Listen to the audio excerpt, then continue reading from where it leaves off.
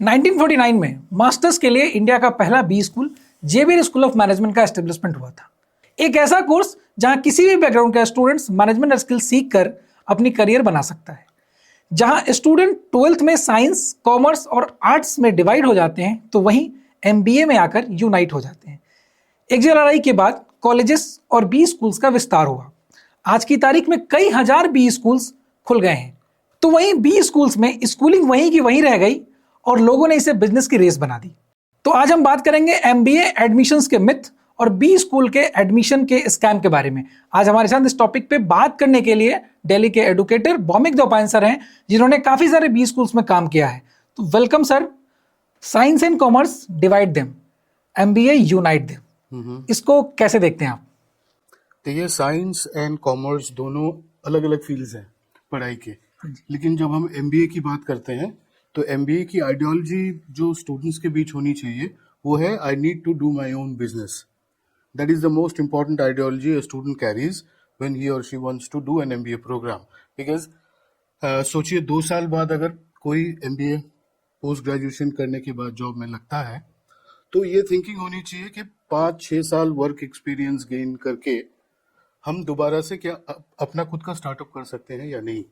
ठीक है, तो साइंस, कोई स्टूडेंट साइंस बैकग्राउंड से हो या कॉमर्स बैकग्राउंड से हो, वो मैटर नहीं करता। At the end of the day the student who is interested and incline more towards business, that student only will do MBA।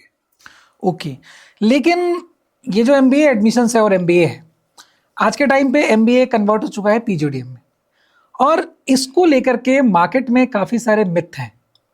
Students के माइंड में भी मिथ हैं। हमने स्टूडेंट्स की मिथ को निचोड़ करके कुछ टॉपिक्स निकाले हैं, कुछ मिथ निकाले हैं, जिसके बारे में हम आपसे जानेंगे।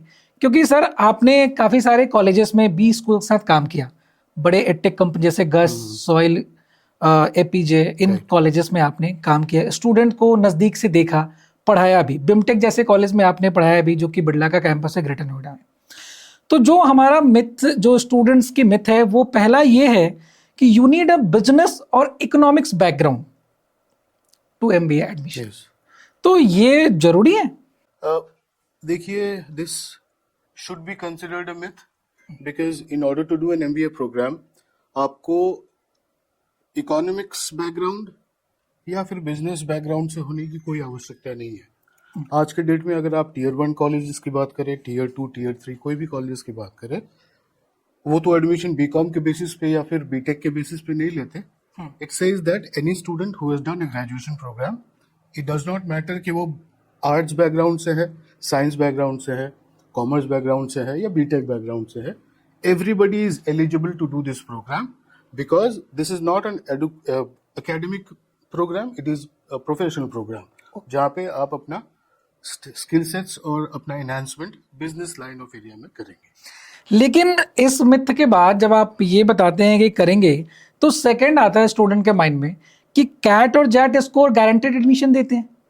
अगर बिजनेस बैकग्राउंड का कैंडिडेट है और साइंस बैकग्राउंड का है, तो वो कैट क्रैक कैसे करेगा? और अगर सबसे बड़ा मिथ ये आता है कि high CAT and score, high CAT and XAT score guarantee admission, तो साइंस बैकग्राउंड वाला कैसे कैट और जैट में हाई स्कोर करेगा और गारंटेड एडमिशन कैसे लेगा? वो फिर तो वो पीछे रह जाएगा। तो ये मिथ तो फिर सही साबित होती है, ये मिथ कहाँ रह जाती है? तो देखिए, ये कहना कि अगर मेरा कैट में या जैट में अगर मेरा अच्छा स्कोर है तो ही मुझे एक अच्छा बिजनेस स्कूल मिलेगा, ये कहना सटीक नहीं होगा। It can not be considered to be 100% correct because किसी का कैट स्कोर, किसी का जैट स्कोर डिसाइडिंग फैक्टर नहीं होता है MBA करने के लिए। एंड सबसे बड़ी बात यह है कि कोई स्टूडेंट अगर MBA करने की, उसको अगर MBA करना चाह रहा है, looking up to doing an MBA program, but he has lesser marks, lesser percentile in any of the competitive exam, it does not demean his academic skills. भले ही वो साइंस बैकग्राउंड से हो, भले ही वो कॉमर्स बैकग्राउंड से हो, till the time he is able to understand what is management, how should I do a business, in order to do a successful business, what all do I need to study. ये अगर उसके दिमाग में already fit बैठता है ये सब questions, then only that student is eligible to do an MBA program. He should go ahead and do an MBA program. As far as the CAT and ZAT results are concerned, it does not matter because आज के date में बहुत सारे colleges हैं जो आपके tier 1 ही सही, tier 2 ही सही, जो प्रोफाइल बेस्ड इंटरव्यू में भी विश्वास रखते हैं. Okay. It does not matter कि बच्चे का कितना परसेंटाइल है कैट में या ZAT में. It means a high score, it's completely myth. It's a myth. Okay. Next आता है स्टूडेंट्स का जो मिथ है, fresher graduate candidates can't get into top B school, कि मुझे अगर 1 साल का एक्सपीरियंस हो, वर्क एक्स हो, तो ही मुझे एडमिशन मिलेगा बड़े कॉलेजेस में. तो क्या ये मिथ सही है? मेरे हिसाब से ये भी एक मिथ है यस. कि कोई भी fresher recently passed out in the year 2025 yes. और उसको एक अच्छा बी स्कूल नहीं मिलेगा. ये भी एक मिथ हो सकता है क्योंकि अगर एक अच्छा स्टूडेंट इसी साल ग्रेजुएशन करके अगर वो अपना स्टडीज को कंटिन्यूएशन में रखना चाहता है और वो अस्पायर करता है कि मैं 2025 में ही एमबीए करके 2027 में निकलो बाहर सक्सेसफुल होके और मेरे को कॉर्पोरेट सेक्टर में पहला स्टेप मिल जाए, I am an industry ready candidate for companies. Now अगर ये मिथ नहीं होता तो आज के डेट में सारे बच्चे क्या करते, मैं आपको बताता हूँ. सारे बच्चे 1 साल का ड्रॉप देते, 1 साल के ड्रॉप में वो लोग 1 साल जॉब करते, एक्सपीरियंस तो गेन करते, थोड़ा सा पैसा कमाते और उसके बाद वो कैट या जैट देके अच्छा बिजनेस स्कूल देखना शायद देखते. तो क्या होता कि ग्रेजुएशन खत्म करने के बाद ही अगर कोई जॉब में लग जाए तो हमें पता है कि स्किल सेट के ऊपर कितना सैलरी मिल सकता है बच्चे को. फॉर एग्जांपल 20,000, 25,000, 30,000 की सैलरी. लेकिन यहाँ पे मैं रोकूंगा, ऐसे भी तो कॉलेजेस हैं जो ग्रेजुएशन में जैसे एमबीए में ऑफर करते हैं बहुत सारी सैलरीज कि इस स्कूल से या हमारे भी स्कूल से आप एमबीए एडमिशंस करो तो आपको ये सैलरी पैकेज ऑफर मिलेगा. तो वैसे ही ग्रेजुएशन कॉलेजेस भी वैसे हैं, जैसे बहुत सारे इंजीनियरिंग कॉलेजेस हैं, बीबीए कॉलेजेस हैं जो कि अच्छे salary package 8 lakh CTC, 10 lakh, 15 lakh CTC offer करती है. तो अगर वो अच्छी सैलरी ले रहा है तो फिर ये तो मिथ का मिथ ही रह गया कि उसे एडमिशन तो मिला नहीं अच्छे भी स्कूल में. देखिए क्यों ये मिथ है, ये इस पे मैं आता हूँ. ये मिथ इसीलिए है कि अगर बच्चा फ्रेशर है और फ्रेशर को कोई भी ग्रेजुएशन कोई भी एमबीए वाला कॉलेज एक्सेप्ट नहीं कर रहा है, that means the college has laid down certain guidelines जिसमें वो लोग शायद फ्रेशर को सिलेक्ट नहीं करना चाहते. But in today's scenario it is not like that. If you go to any college, when a student fills the application form, you will find out that the student is a fresher, and the college is also interested in the student because उसको fresher candidate ही चाहिए क्योंकि professors को ये लगता है कि मैं अगर fresher candidate को पढ़ाऊं instead of an experienced guy तो मेरे को एक ऐसा skill set वाला बच्चा मिलेगा जिसमें creativity ज्यादा होगी, जिसमें skill set ज्यादा होंगे, जिसके स्किल सेट्स को मैं ट्वीक करके एक नेक्स्ट लेवल तक पहुंचा सकता हूँ. वैसा मेरे को कैंडिडेट मिलेगा बिल्कुल रॉ. और यही कॉलेजेस को आज के डेट में चाहिए ताकि वो अपने फैकल्टी के जरिए स्टूडेंट्स का स्किल सेट्स बढ़ा सके. तो ये जो फ्रेशर के माइंड में जो ये मिथ है कि अगर मैं फ्रेशर हूँ तो मुझे एक अच्छा बी स्कूल नहीं मिलेगा मुझे, तो ये एक मिथ ही है, ऐसा बिल्कुल बी स्कूल्स में नहीं होता है. बिल्कुल ये मिथ है. ओके. बिल्कुल मिथ है. ग्रेजुएशन के बाद मेरे हिसाब से तो अगर आपने कैट में अच्छा परसेंटाइल स्कोर नहीं किया जी तो why should you wait for another year. क्योंकि इफ देखो अगर आपका एवरेज स्किल सेट है और 50-60 के वेरिएशन में आते हो कैट या फिर किसी भी कॉम्पिटिटिव एग्जाम में, तो क्या होगा, it might not be possible कि नेक्स्ट ईयर में 50 को मैं 95 में कन्वर्ट कर दूं, शायद मैं 75 में स्टक हो जाऊं. लेकिन सर इसी मिथ से एक और मिथ निकल के आती है, academic gap are deal breaker. अगर बिटवीन एमबीए एडमिशन और ग्रेजुएशन अगर उनका गैप आ जाता है, एकेडमिक गैप, तो वो भी तो डील ब्रेकर बन सकते हैं. ये भी तो एक मिथ फिर माइंड में आती है. बिल्कुल सही बात है. Now again I would like to point out that academic gaps are not deal breakers because if a student is experienced enough as far as his academics are concerned, has been a topper all throughout, 90 percentile in 10-12 graduation, given CAT or any other exam and scored a 90 percentile, that student will have a mindset, no, I will not join any college this year let me take a drop, let me do my CAT again next year. And by this time, I'll take up a job because in most of the IIMs or tier 1 colleges, work experience is considered and is preferred along with your candidature. So from that point of view, I think it is not a myth. But having said this, I would also like to point out, if I do a gap, एक साल का gap मैंने दे दिया अपने studies में, ठीक है, और उस गैप में मैंने कहीं पे जॉब कर लिया, ठीक है, अब मैंने दूसरे साल कैट दिया, दूसरे साल कैट में मैंने 95% स्कोर कर लिया, अब मेरे को अच्छा कॉलेज मिल गया, ठीक है। नाउ जो प्रीवियस ईयर था मेरा, अगर मैं अपना सर्च इस तरीके से करता कि मेरे को टीयर 1, टीयर 2, टीयर 3 में कोई सा भी कॉलेज मिल जाए, क्योंकि मेरा तो अपने पास अपना खुद का स्किल सेट है, मैं अपनी पढ़ाई के बारे में मैं जानता हूँ, भले ही कैट में मेरा स्कोर कम आया हो, अगर मैं एक अच्छे कॉलेज में दाखिला ले लूँ तो मेरा नेक्स्ट लेवल का एनहांसमेंट होगा। तो अगर मैं वेट करूँ एक साल, तो समझ लीजिए कि 2025 में मैंने ड्रॉप ले लिया, तो 2025 में ड्रॉप लेके मैंने 2026 में एडमिशन लिया, तो 2025 में ड्रॉप नहीं लेके अगर 2025 में ही मैं शुरू कर लेता अपने MBA, 2027 में मैं निकल आता सक्सेसफुली और मेरे पास एक रेस्पेक्टेबल जॉब होता। लेकिन ये जॉब तभी आएगी ना, क्योंकि स्टूडेंट का एक और सबसे बड़ा मिथ है, और ये सबसे बड़ा मिथ स्टूडेंट नहीं पेरेंट्स का भी है, कि only IIMs offer value. Tier 2 और 3 कॉलेजेस की तो कोई बात ही नहीं करता ना, सारे ये कहते हैं कि ओनली IIMs ऑफर वैल्यू। तो ये मिथ, क्योंकि उसके अगर हम ऊपर से बात करें, जैसा आपने कहा पहले मिथ में कि हाई स्कोर बहुत ज़्यादा वो नहीं है, ये बहुत बड़ी डील ब्रेकर नहीं है, ये मिथ ही है सिर्फ कि हाई स्कोर अगर तुम्हारा नहीं है तो नहीं ले सकते। सेकंड हम आए कि बहुत ज़्यादा एकेडमिक स्कोर भी नहीं है, आप अपनी स्किल सेट पे, प्रोफाइल बेस पे GDPI क्रैक करके भी एंटर कर सकते हो स्कूल के अंदर। इसके बाद हम आए कि फ्रेशर्स भी ले सकता है वो कैट जैट में, अगर वो वेट नहीं करे, तो अगर वो हाई स्कोर नहीं है तो IIMs नहीं मिलेंगे, बहुत अच्छे स्कोर्स नहीं है एकेडमिक्स में तो फिर उन्हें अच्छे स्कूल बी स्कूल GDPI में भी नहीं लेंगे। तो और ये जब सारी चीज़ें नहीं होगी और ये मिथ अगर मिथ नहीं है, तो फिर सबसे बड़ी मिथ और इन सब चीज़ को जो गलत साबित करता है वो ये है कि IIMs ऑफर वैल्यू ओनली। तो इसे कैसे, अगर IIMs ऑफर वैल्यू अगर देते हैं तो बाकी कॉलेजेस में तो लेना ही बेकार है, फिर तो उन्हें वेट ही करना पड़ेगा, तो डील ब्रेकर भी हो जाएगी, फिर हाई स्कोर भी आएगा, तो सारे मिथ तो मिथ ही रह गए।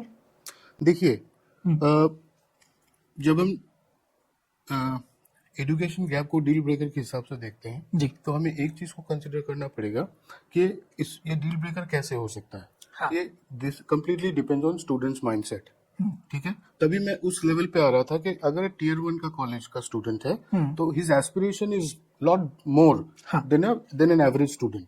तो अगर वो स्टूडेंट एक साल का गैप देके अगर वो सोच रहा है कि he will be able to do a 95-100 percentile next year, तो उसको तो गैप लेना चाहिए, ठीक है।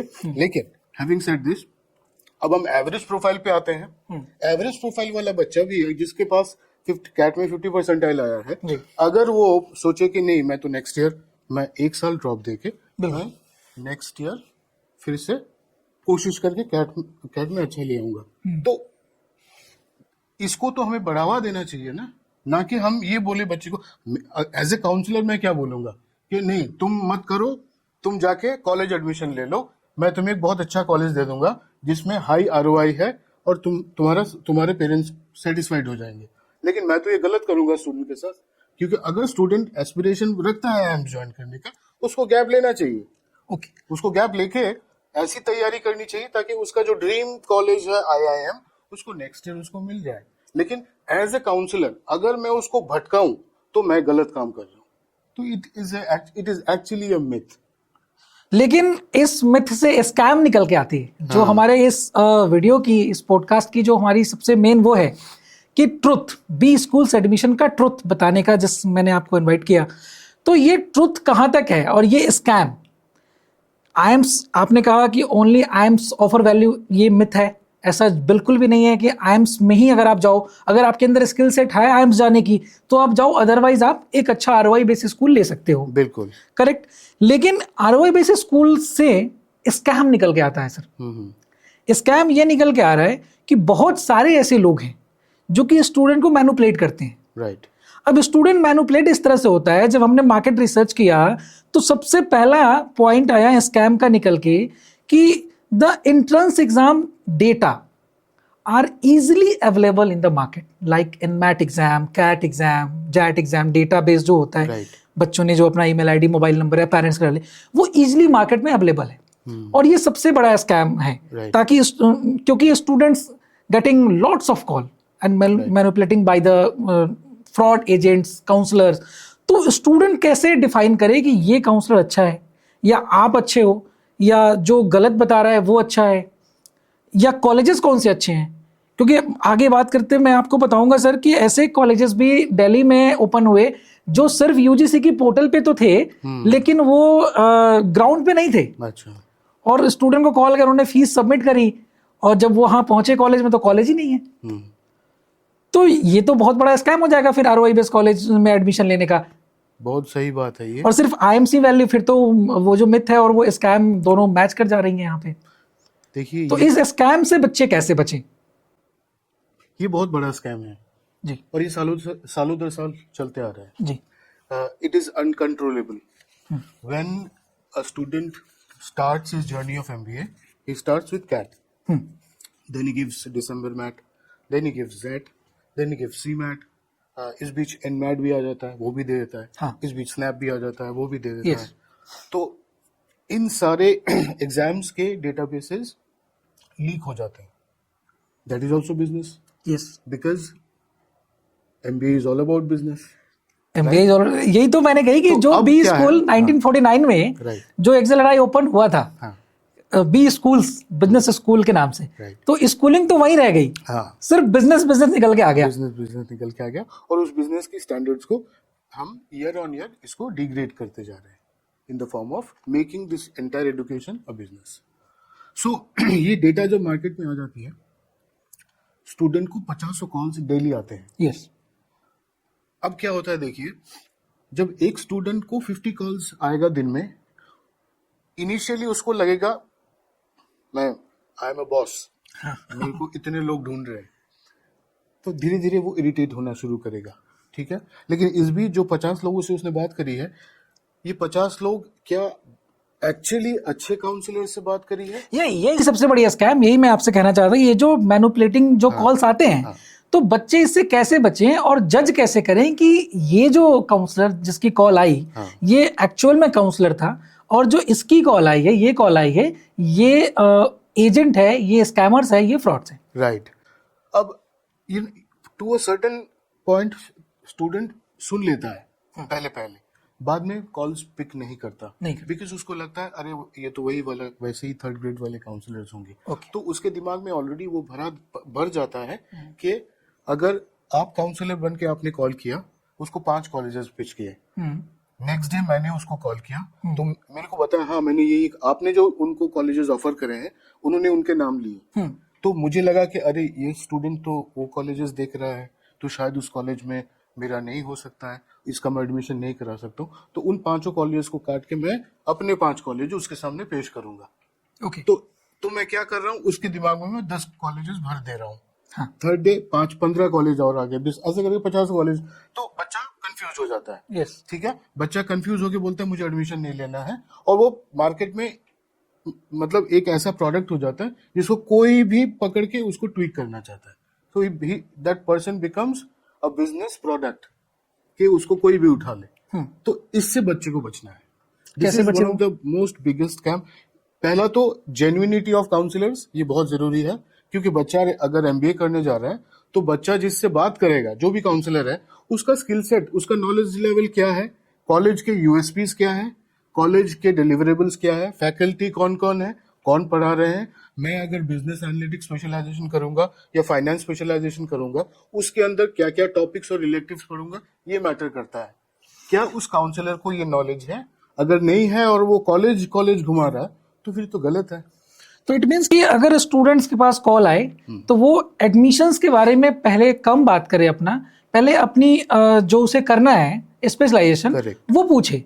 अगर वो काउंसलर उसे अच्छी डिलीवरी या गाइडेंस दे पाए तो उससे वो आगे कनेक्ट रहे। राइट। तो वो अपने इस स्कैम से, मैनिपुलेटिंग से बच सकता है। बिल्कुल बिल्कुल। अदरवाइज अगर वो सबसे बात करने लगा सिर्फ एडमिशन के लिए, तो वो स्कैम में फंस सकता है। हाँ, अगर वो सबसे बात करने लगेगा तो जो जायज कॉलेज भी है आज के डेट में, जो अच्छे कॉलेजेस हैं, अच्छे colleges। जिनके डिलीवरेबल्स अच्छे हैं, उसके सामने वो नेगेटिव हो जाएंगे और वहां तक तो वो नहीं बच्चे पहुंच को ना, एकदम सही बात, बच्चा उस लेवल, उस कॉलेज तक पहुंच नहीं पाएगा।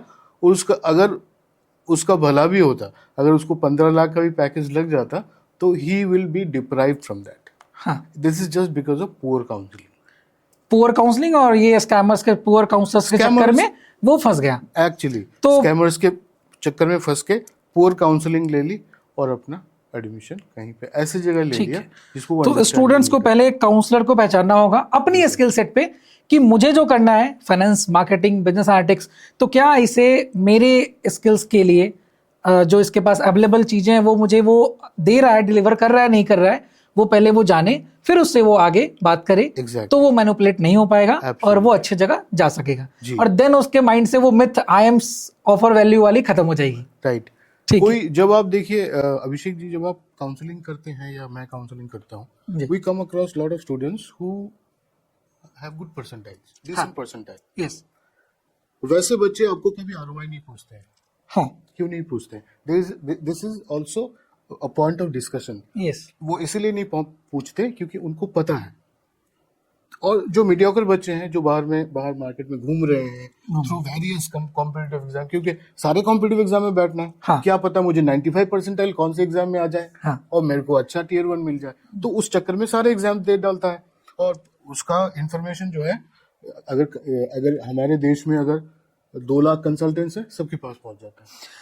सर एक और स्कैम है मार्केट में इसके अलावा, डेटा से तो चलो इस तरह से ये इनसे बच जाएंगे बच्चे, लेकिन इसके बाद जो वही काउंसलर्स या वही स्कैमर्स जो कॉल करते हैं, management quota, blackmailing, student who have low marks in entrance exam and getting calls for admission in NMIMS, BIMTech, Symbiosis and many other colleges, कि यहाँ मैनेजमेंट कोटे से एडमिशन मिलेगा, इतना अमाउंट का डोनेशन जाएगा और आपको एडमिशन मिल सकता है, और बाद में वो बच्चे उन्हें मिलता नहीं और उनके पैसे भी लग जाते हैं।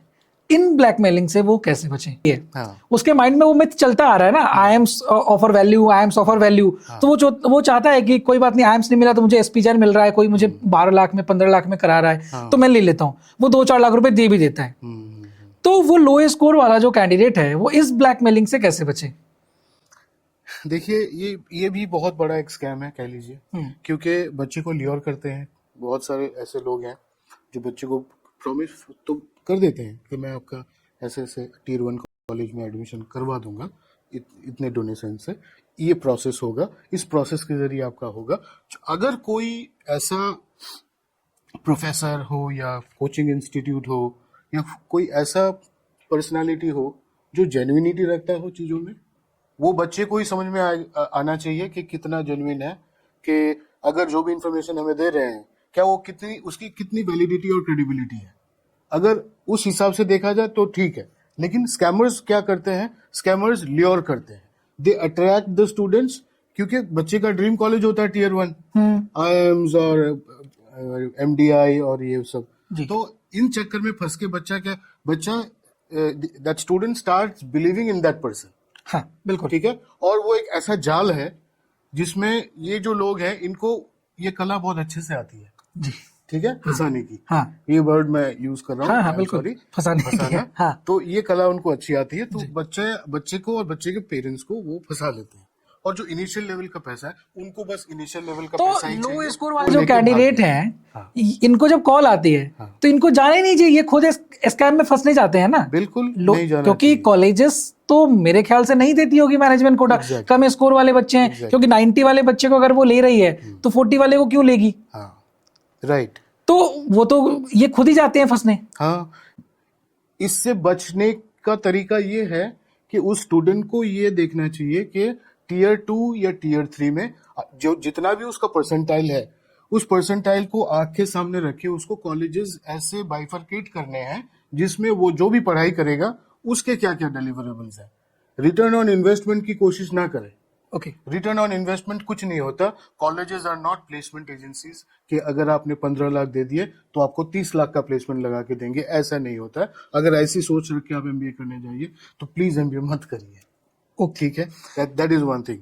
सो हैविंग सेड दिस, तो वो स्टूडेंट जो जिसकी कैपेसिटी है 15 लाख देने की, उसको ये शॉर्ट लिस्ट करना चाहिए कि कौन सा कॉलेज का डिलीवरेबल्स क्या है, करिकुलम क्या ऑफर कर रहा है, फैकल्टी पूल कैसा है, इंटेलेक्चुअल पूल कैसा है, इंटरनेशनल एक्सपोजर कैसा है, कौन कौन से एक्रेडिटेशंस अप्रूवल्स हैं, who is who in the college, ये सब जानने के बाद अगर जीडीपीआई का प्रोसेस देके अगर जेन्युइनिटी रहता है उसमें, तब जाके उस कॉलेज को शॉर्टलिस्ट करे। टीयर 1 के पीछे न भागे, क्योंकि ऐसे बहुत सारे कॉलेजेस हैं जो उसके उस स्टूडेंट के स्किल सेट बढ़ाने में मददगार साबित हो सकते हैं। ओके लेकिन यहाँ पे फिर वो बात निकल के जैसे लास्ट टू लास्ट ईयर देखा गया था कि ये टीयर 3 कॉलेज, टीयर 2 की तो मैं बात नहीं करूंगा, टीयर 2 भी, लेकिन टीयर 3 कॉलेज कुछ ऐसे कॉलेजेस थे, fake colleges and fake online admission. Right. मैं कुछ कॉलेजेस के आपको सर नाम बताता हूँ। ये कॉलेजेस मार्केट में अवेलेबल थे फॉर एडमिशन, लेकिन ये ग्राउंड पे अवेलेबल नहीं थे। जैसे all India institute of public and health science, right, United national university. अब आप नाम देखो ना, all India institute of public and health science, नाम से ही लग रहा है कि बहुत नाम अच्छा, से लग रहा है बहुत बड़ा बहुत कॉलेज होगा। एक और कॉलेज था Indian institute of science and engineering, अरे बाप रे। ये यूजीसी की उस पे पोर्टल पे अवेलेबल थे, लेकिन ये ग्राउंड पे नहीं थे। एडमिशन बच्चों ने लिया ऑनलाइन, लेकिन उन्हें जब वहां पहुंचे तो वो नहीं। तो ये अगर वो उन स्कैमर्स से बचे, अगर वो बच भी जाते हैं, डोनेशन देने वाले, मैनेजमेंट कोटा ब्लैकमेलिंग से बच जाते हैं और इन पे बिलीव कर लेते हैं, तो यहाँ फिर वो वही हुआ कि तार से गिरा और खजूर पे आके अटक गया। तो ये तो उसके साथ भी वही हो गई। तो फिर वो एक जगह से बचा और दूसरी जगह आके फंस गया।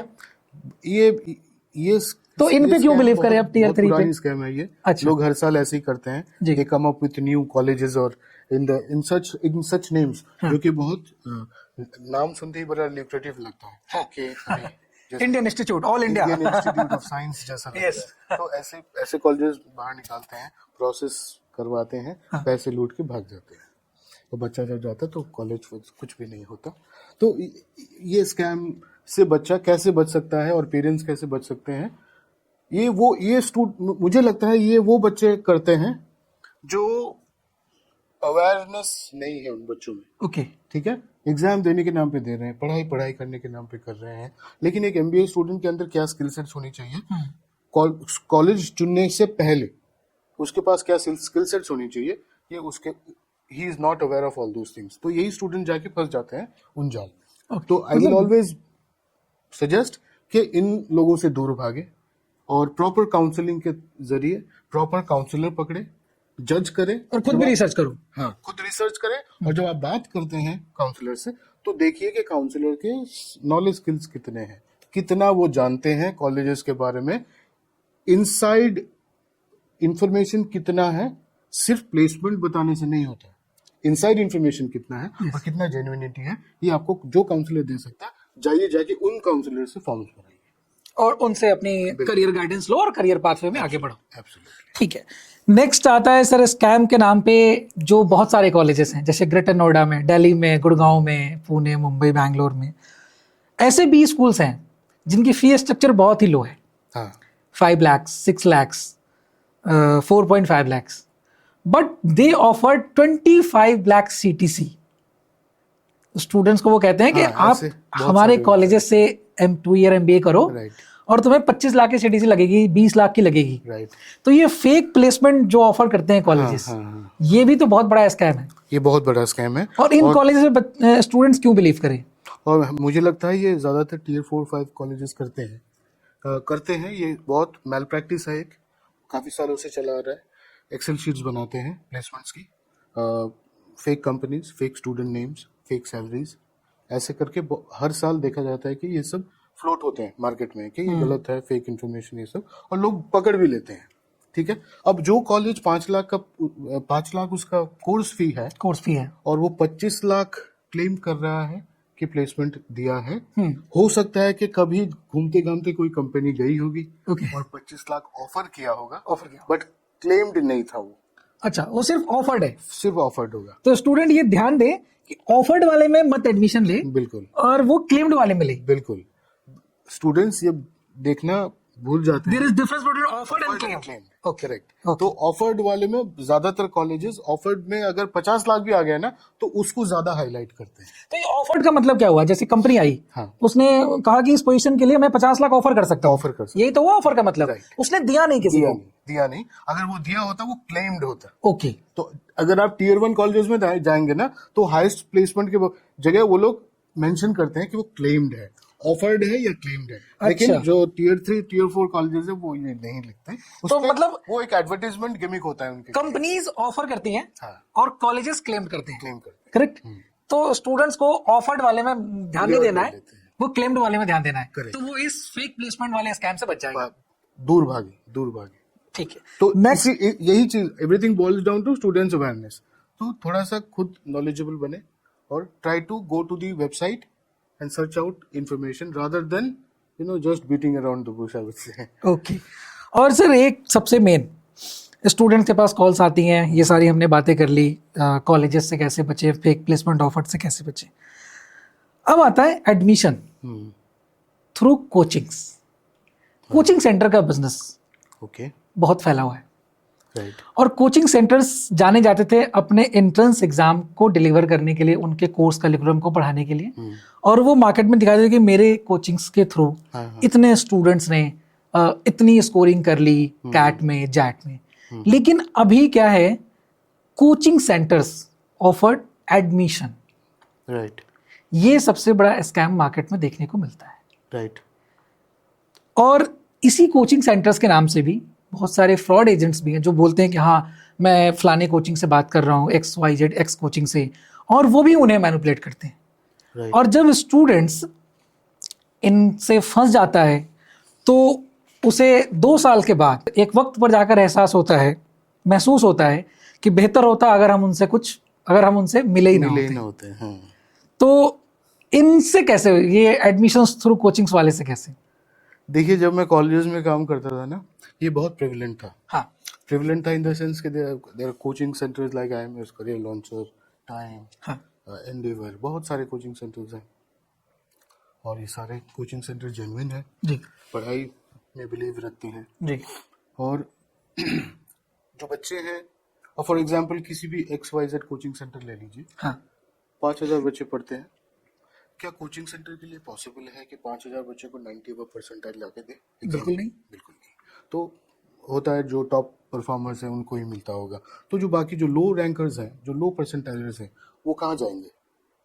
क्योंकि अब उन्होंने कोचिंग लिया है उस कोचिंग इंस्टीट्यूट से, वो फैकल्टी को जानते हैं, प्रोफेसर्स को जानते हैं, कॉलेजेस का आना जाना देखते ही होंगे, क्योंकि कॉलेज ऑल्सो विजिट्स की विजिटिंग। जैसे मैं जब कॉलेज में था तो मैं जब जॉब करता था तो मेरा भी काम था कोचिंग इंस्टीट्यूट्स में ट्रैवल करना, जाना, उनसे बात करना। तो जैसे थे, सपोज आप गस में थे, ग्लोबल यूनिवर्सिटी सिस्टम, बहुत बड़ा एक टेक कंपनी है, बहुत कॉलेजेस, अब्रॉड के कॉलेजेस भी हैं जो कि अच्छे हैं, तो वैसे भी कॉलेज के मार्केटिंग पर्सन ट्रैवल करते हैं राइट बड़े कोचिंग्स में रिगार्डिंग एडमिशंस, तो वो कोचिंग सेंटर उन्हें अटेंड करती है और स्टूडेंट को डिलीवर भी करती है। राइट। तो वो आपको भी डिलीवर कर रही है, एक बड़े कॉलेजेस को राइट और एक छोटे कॉलेजेस को भी, राइट। और स्टूडेंट भी उनकी बात सुन रहे हैं। राइट। तो स्टूडेंट जब बात सुन रहे हैं तो वो फंस रहे हैं स्कैम में। तो उन्हें उस स्कैम से कैसे बचना है, और कोचिंग्स में सिर्फ एडमिशन के लिए भी जाना है या सिर्फ एंट्रेंस के लिए जाना है? देखिए, मैं तो हमेशा यही सोचता हूँ कि कोई भी कोचिंग प्रोवाइडर जो है वो पढ़ाई देता है। तो आपको आपका क्या रिक्वायरमेंट है? पढ़ाई, अच्छा परसेंटाइल, कॉम्पिटिटिव एग्जाम में, ठीक है। अब अगर वो पढ़ाई डिलीवरी ना देके अगर काउंसलिंग डिलीवरी करता तो कोई और होता, वो काउंसलर होता ना। आप एज ए स्टूडेंट, हाँ, आपको तो पढ़ाई चाहिए, आपने प्रिपरेशन किया, क्लासेस अटेंड करी, मॉक्स वॉक्स ले ली, आपने GDPI प्रिपरेशन कर लिया। अब मेरे ख्याल से उस कोचिंग इंस्टीट्यूट का रिस्पॉन्सिबिलिटी खत्म हो गया जिस दिन आपका कैट का रिजल्ट आ गया। राइट। उस कोचिंग इंस्टीट्यूट को फर्दर कोई भी कॉलेजेस प्रमोट करने की कोई जरूरत नहीं है। और मैंने देखा है, ये कॉलेजेस प्रमोट करते हैं, डायरेक्टली प्रमोट नहीं कर सकते, but at the back door ये प्रमोट करते हैं टीयर 3 टीयर 4 तक देते हैं स्टूडेंट्स को, जी लेकिन it is it is very very very subtle, बहुत सटल वे में कॉलेज और कोचिंग सेंटर्स के साथ एसोसिएशन रहता है, जहाँ पे कॉलेज किसी भी कोचिंग इंस्टीट्यूट का नाम नहीं ले सकता, ओके ठीक है, और कोचिंग इंस्टीट्यूट भी कॉलेज का नाम नहीं ले सकता है, बट ये डीलिंग चलती है। हाँ। तो उस डीलिंग के नाते बच्चा कहाँ टीयर 3 टीयर 4 में भी जा सकता है, अगर उसको बिल्कुल। परसेंटाइल कम है। बिल्कुल। तो ऐसे भी केसेस मैंने देखे हैं कि एक कंसल्टेंट, जब मैं जॉब में था, एक कंसल्टेंट ने एक स्टूडेंट का इंफॉर्मेशन मेरे को भेजा। अब मैंने देखा सिस्टम में जाके, तो मैंने देखा ये फलाना कोचिंग इंस्टीट्यूट से आ रखा है, ठीक है। तो हमें क्या करना पड़ता है, हमें इन्फॉर्म करना पड़ता है कंसल्टेंट को कि सॉरी, आपको इस स्टूडेंट पे काम नहीं करना है, बिकॉज ये स्टूडेंट इस फलाना कोचिंग सेंटर से बिलोंग करता है। ओके तो इसका मतलब क्या, we are as a college, I am somewhere down the line, I am associated with the coaching institute the coaching institute in monetary benefits or some other benefits, whatever it is. It is completely the discretion of college कि क्या देना चाह रहा है। तो इन सब चीजों से बचे। कैसे बच सकते हैं? अगर आप मीडियोकर परफॉर्मर है, कैट परसेंटाइल है, तो काउंसलर से बात करें सीधा, क्योंकि जितना कॉलेज के पास इंफॉर्मेशन होगा, मेरे हिसाब से उससे ज्यादा इंफॉर्मेशन काउंसलर्स के पास होगा, जो आपको प्रॉपरली गाइड करेगा, ये बताते हुए कि आपकी रिक्वायरमेंट क्या है, आपको क्या पढ़ाई करनी है, क्या स्पेशलाइजेशन चाहिए, क्या आपका बजट है, ये सब चीजें, rather than taking guidance from the coaching institute, क्योंकि वो कोचिंग इंस्टीट्यूट तो फेलियर है आपके सामने पहले। पढ़ा नहीं पाया आपको, आप 50 परसेंटाइल लाए, और जो 95 परसेंटाइल लाए उसके पीछे भाग रहा है कोचिंग इंस्टीट्यूट, क्योंकि उसको आईएम्स में एडमिशन कराना है, to get the glory out of the student. समझ रहे हैं मेरी बात? तो प्लीज इस रैकेट में ना पड़े। अगर आपने लो स्कोर किया है, please leave the coaching institute then and there, break all relation and go and take help from a counselor who will help you guiding about good colleges in your career. ठीक है। तो मतलब scam यहाँ है कि coachings में, कि students को कोचिंग ये कह के फंसा रही है कि अगर तुम्हारा स्कोर कम है तो हम तुम्हारा एडमिशन भी कर सकते हैं, लेकिन तुम उस स्कैम में इसलिए फंस रहे हो क्योंकि तुम हमें ट्रस्ट कर रहे हो। तुम पहले ही ये ट्रस्ट छोड़ दो कि जब वो तुम्हें 40% पे लाके रखता है एक साल में, तो वो तुम्हें 40% से भी नीचे ही भेजेगा ना, तो तुम वहां से पहले ही निकल जाओ। right. अब काउंसलर और एजेंट में, तो एजेंट जिसके पास नॉलेज नहीं है, तुमसे ज्यादा नॉलेज नहीं है, उतना ही है कि एडमिशन वो बोल रहा है, तो पहले ही समझ जाओ कि वो एजेंट है, तो उसके पास जाओ ही मत। तो काउंसलर वाले स्कैम से भी तुम बच जाओगे, एक सही काउंसलर के पास जाओगे, एक सही कोचिंग से निकल के सही काउंसलर, और तब जाके एक सही कॉलेज पे पहुंच पाओगे, और तब ये सारे स्कैम से बचोगे आप, और ट्रुथ की तरफ जाओगे, जो आरवाई बेस्ड कॉलेज हैं, जहां से आपको एक अच्छा करियर पाथ मिल सकता है। बिल्कुल, करेक्ट सर। कुछ जैसे सिटीज और स्टेट हैं जो कि कॉलेजेस हैं, आरओआई बेस्ड कॉलेजेस, जो कि हमें मिले, जहाँ पे कि अच्छे प्लेसमेंट भी हैं, बहुत अच्छे, जो हमने पूरी बात करी इस वीडियो में स्टार्टिंग से एंड तक, कि आरओआई बेस्ड कॉलेजेस होते हैं। मिथ पे भी हमने बात करी कि किस कॉलेजेस में क्या है क्या नहीं है, बहुत अच्छे स्कोर नहीं है फिर भी एडमिशन मिल सकता है जीडीपीआई बेसिस पे। तो उन कुछ कॉलेजेस को, 4-5 कॉलेजेस को हमने सिटी वाइज निकाला है। ओके, आपको उन्हें रीअरेंज करना है अच्छा, in terms of placement, fee structure, admissions and everything, overall ROI, yes. ठीक है। मैं किसी को नंबर वाइज नहीं डिफाइन कर रहा, वो आप करेंगे। India M, fortune international business, FOSTIIMA business school और दिल्ली स्कूल ऑफ बिजनेस, ये दिल्ली के कॉलेजेस हैं। ओके, इसको अगर रीअरेंज करना है टर्म्स ऑफ फैकल्टी, प्लेसमेंट और इंफ्रास्ट्रक्चर, तो इसको 1 2 3 4 कैसे करेंगे? Number 1 would be Delhi School of Business, number 1 Delhi school of business, number 2 would be NDIM, India, number 3 would be FIIB, FIIB, and number 4 would be first time. Number 4 will be first time. Okay, next अगर हम पुणे की बात करें, तो पुणे में हैं कुछ को, जैसे D Y Patil, Balaji institute of management, Indira business school and Indus business and management, IIEBM। तो इन्हें अगर हम रेटिंग करते हैं 1 2 3 4 में, तो कैसे करेंगे? Number 1 DY Patil. Number 1 DY Patil, DY Patil. In front of Indira और Balaji. Yes. Okay, Because if you look into the legacy of DY Patil, I mean, I don't know, people are aware or not, there are more than 50 institutions of DY Patil. कोई उसके range में आ ही नहीं सकते। Okay, आप medical कर लो, pharmaceutical कर लो, management कर लो, tourism कह लो, ट्रैवल कह लो, ऑनलाइन कह लो, ऑफलाइन कह लो, कुछ भी, दे आर एवरीवेयर. स्कूल्स कह लो, colleges, university, everything. More than 50 institutions. So it's a legacy. The name is a legacy. DY Patil can, any given day, should be the number one option. The second option, I think, for Pune would be Indira School of Business Studies. The third would be Balaji. And the fourth would be Indus. Okay. Next, Bangalore. Last city is Bangalore. Bangalore IT hub के नाम से जाना जाता है, engineering के लिए famous, known for engineering. Right. लेकिन वहां भी बहुत सारे बी स्कूल्स हैं. Right. अब अभी तक हमने टॉप की तो बात करी नहीं सिटीज वाइज, हमने टियर 2 और टियर 3 की बात करी. तो बैंगलोर में अगर टियर 2 और टियर 3 की बात करें, जो हमें अगर 4 कॉलेजेस रीअरेंज करने हो, तो जैक्सोम, अलायंस बिजनेस स्कूल. अलायंस तो खैर यूनिवर्सिटी है, बहुत सारे कोर्सेज है, लेकिन बी स्कूल्स भी उसका है. Right.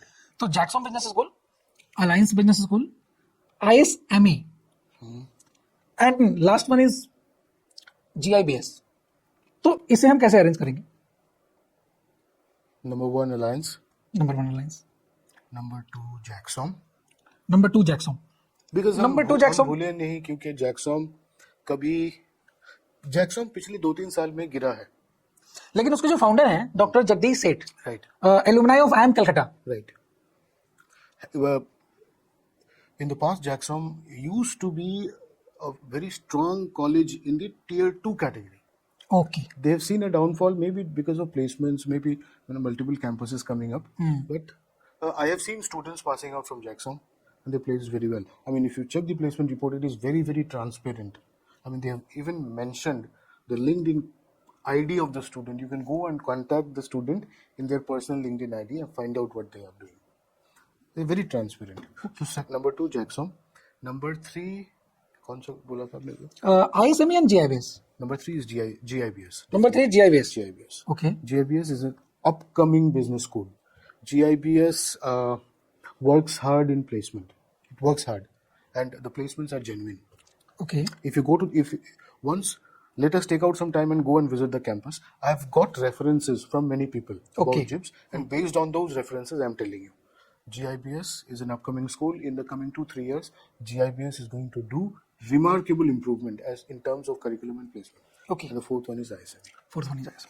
ग्रेटर नोएडा की अगर हम बात करें, 4 कॉलेजेस जो कि टियर 2 और टियर 3 में आते हैं, उनको अगर रीअरेंज करना हो, तो जो 4 कॉलेज हमने लिए हैं वो है GL बजाज, बहुत ही पुराना कॉलेज है, GIMS, I business institute and अस्पर्स बिजनेस स्कूल. तो इसे कैसे रीअरेंज करेंगे? Number 1 would be IBI. IBI. Yeah. IBI is offering PGDM program. Yes. It is not an old college. I mean, 5-6 years, I think. हाँ. But then they have been doing IBI is only offered PGDM, I think. only PGDM. Yes. Right. So they've been offering a very good curriculum as far as we can see from all the information we have. Secondly, they have been doing very well as far as placement is concerned, because it is not an easy task to do placement for such a new upcoming college.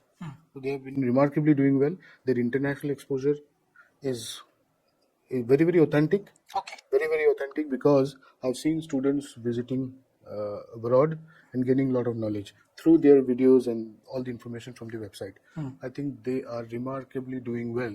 Being a college in Greater Noida, I would always vouch for IBI. Yeah. Second, IBI will be the number 1. Number 2 would be GIMS, Greater Noida Institute of Management Studies. Yeah. ठीक है. JNIT is also a good, huge group.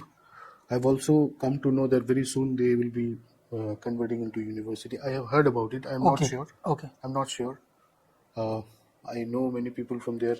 We have been associated for quite a long time.